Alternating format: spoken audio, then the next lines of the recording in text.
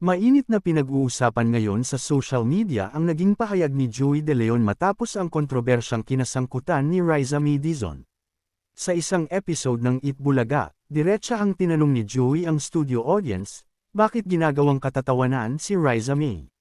Na agad namang sinabayan ng palakpakan at naging usap-usapan online.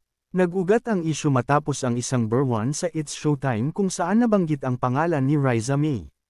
Maraming netizens ang nagbahagi ng kani-kanilang opinyon, kung saan may mga nagsabing hindi dapat idamay ang dating child star sa mga biro, habang ang iba naman ay naniniwalang bahagi lamang ito ng natural na kulitan sa programa.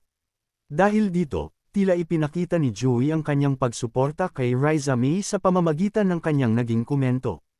Marami ang nagpahayag ng paghanga sa TV host dahil sa paninindigan nitong ipagtanggol ang isa sa mga naging kinikilalang batang personalidad ng Itbulaga. Samantala, nauna na ring nagpahayag ng suporta kay Riza May ang ilang personalidad, kabilang si Kris Aquino, na nagsabing nalungkot siya sa mga balitang may mga taong umano'y ng aapi sa dating child star.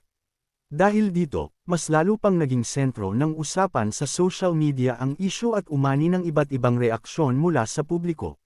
Sa kasalukuyan, patuloy pa ring pinag-uusapan online ang naging pahayag ni Joey De Leon at ang kontrobersyang kinasasangkutan ni Riza May Dizon. Habang wala pang karagdagang pahayag mula sa kampo ng It's Showtime tungkol sa isyu, marami ang umaasang mananaig ang respeto sa isa't isa sa kabila ng mga burwan sa telebisyon.